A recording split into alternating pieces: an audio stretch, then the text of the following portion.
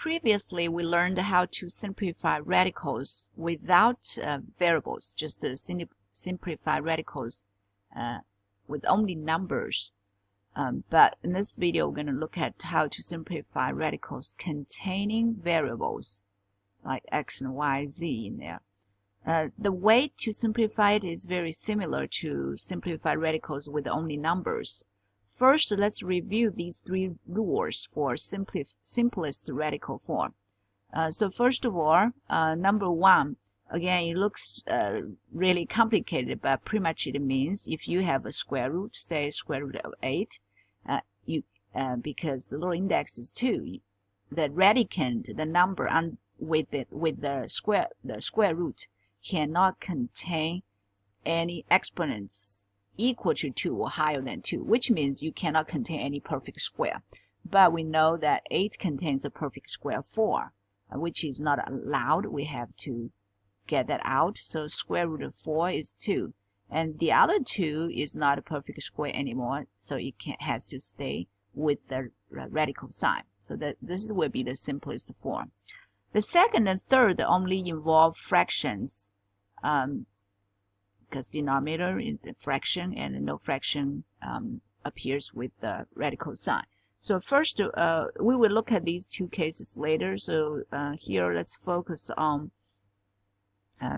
number one, without fractions. Say if we have square root of, we can do 27x to the 4th, y to the 5th.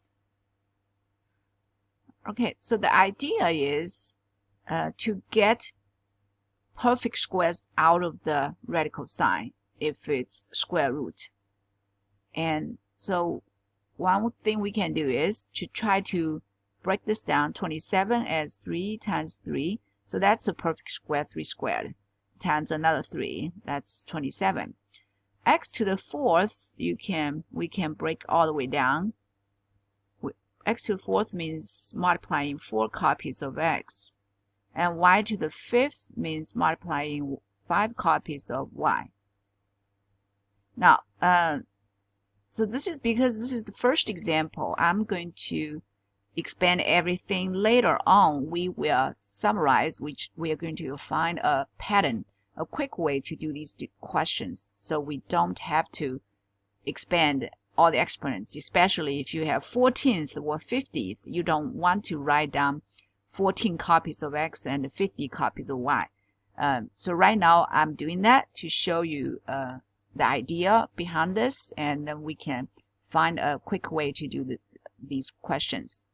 Okay, so as I said before, because of rule number 1, under the radical sign, we cannot have 2 copies of anything, a number or a variable.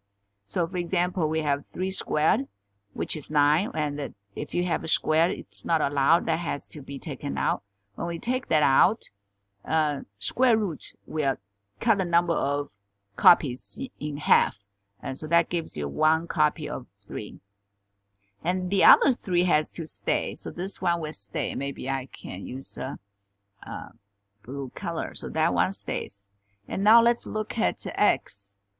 Every 2 copies of anything, not only a number but also a variable, has to go out. So we got 2 copies of x, and that can be taken out of the square root. Again, square root will cut the number of copies in half. So we had 2 copies, now we only have 1 copy. And there's another 2 copies. We can take these 2 out and get 1 copy. Okay, all the x are gone. Now similarly, we can work on the copies of y. So every 2 can come out, because that means y squared. A square can come out of the square root. You get 1 copy. And these 2 can come out. We get another copy. Okay, and let me circle the last y, which does not have another copy. That means this has to stay under the square root. So let's put the square root sign and write down the ones that have to stay within the radical sign. So this is almost the simplest form, but we would like to multiply these x's and y's if there are any, or numbers if there are any. So we have 3x squared y squared, and then square root of 3y times square root of 3y. This is the final answer, and it does not violate number 1 anymore, because under the square root there are no two copies of anything anymore. 3 is a single copy, y is a single copy. So we want to go back to take a look how to find a quick way to do this, so we don't have to expand x to the 4th, y 5th every single time. For the numbers, you can still do the same way before. You still have to factor it to, or if you can see what perfect number it contains. If it contains 9 and 3, and square root of 9 would be, this would be 3, and 3 is not a perfect square. That has to stay under the square root sign. So you can still do the same way we did before. But for the variables, and if you see, we originally had x to the 4th, and after so we have 4 copies of x, and notice that every 2 copies we can call it a pair. Every pair can be taken out to get a single one. So these two, this pair, when we take them out of the square root sign, we get a single copy, and then another pair we get a single copy. So multiply these two together, we got x squared. And as you can see, it's pretty much like when you have 4 copies of x, how many pairs does it contain? And apparently we have 2 pairs. When we get them out, we get x squared. So this tells us this exponent out of the square root would be how many pairs of x we have. So it's sort of like divide 4 by 2, and you get 2 pairs. But what if it's not an even number? It's an odd number like 5. You cannot divide 5 by 2. But the question is, like, when you have 5 copies of y, how many pairs can you get at most? Apparently, when we divide 5 by 2, you can still get 2 copies, but you're going to have a single one left. So this remainder one represents the single 1 copy of y under the radical sign. But the quotient 2 tells us the 2 copies that we have for y, which means 2 pairs of y that we can get. So later on, when we do this kind of questions, we don't need to expand all the x copies and y copies. All we have to do is divide this by 2. If it's odd, we take the quotient, and the remainder will stay under the square root sign. So we can look at another example. This would be example 1. Now, example 2.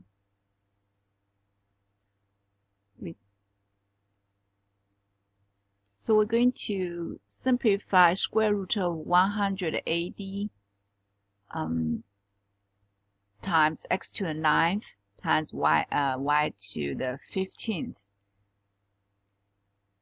So for the number 180, and we have to do the same way we did it before. If you can see 180 contains a perfect square, 9 times 20, and 20 also contains a perfect square, 4 times 5. And when you take square root of 180, it will be just like taking square root of 9 times 4 times 5. And square root of 9 is 3, square root of 4 is 2, and then there's a 5 under there. So if you can see that. If you cannot see that, you will have to break 180 all the way down. So the other way, the slow way to do that will be break down 180 as 2 times 90, and 90 would be 2 times 45, and 45 would be 3 times 15, and 15 is 3 times 5. So you can do the factoring tree, and 2 times 90, 2 times 45, and 3 times 15, and 15 is 3 times 5. So that's how I got these numbers: 2 times 2 times 3 times times 3 times 5.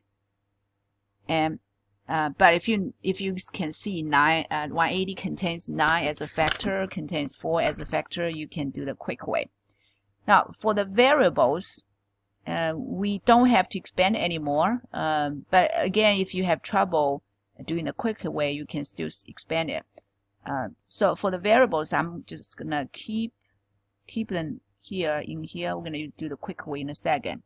So let's take the 2 copies of numbers out. So when we take these 2 numbers 2 out, we get a single 2. Take these 2 3s out, we get a single 3. And 5 will stay because it's single.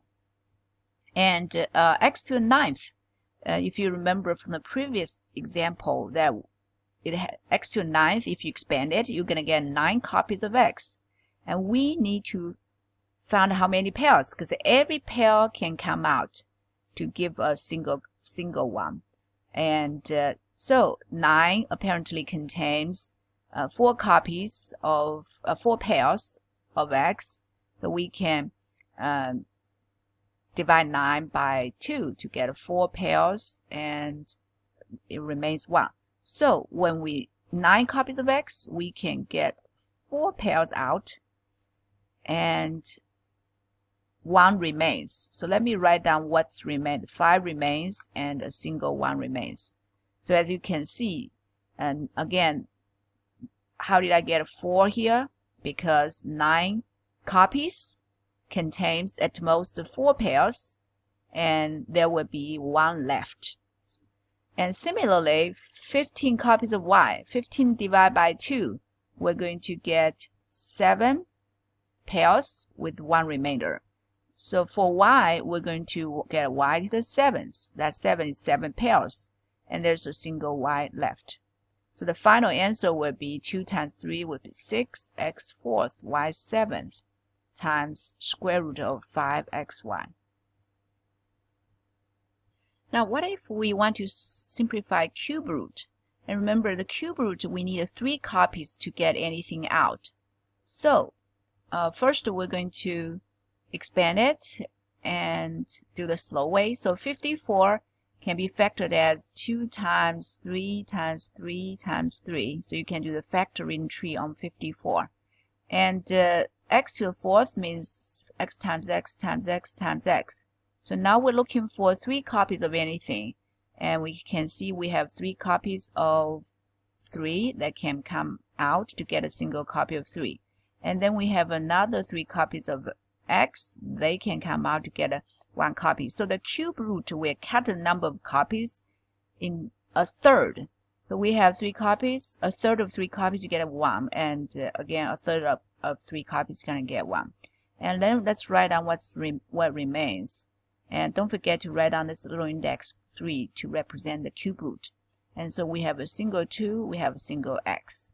And then notice the idea is for cube root, we're looking for a triple of a number or a variable. So similarly, for if you have 4 copies of x, how many triples can it contain the most? Apparently, you're going to have to divide by 3, and that gives us just 1 triple. And so that's why the exponent is 1 here, and there's 1 single x left. So let's look at another example. Now, so that's cube root. We have to take out 3 copies of a number or a variable. So 125 is 5 times 5 times 5. And x to the 7, y to the 15. This time we're not going to expand it. We're going to use the quick tip to find how many triples it contains.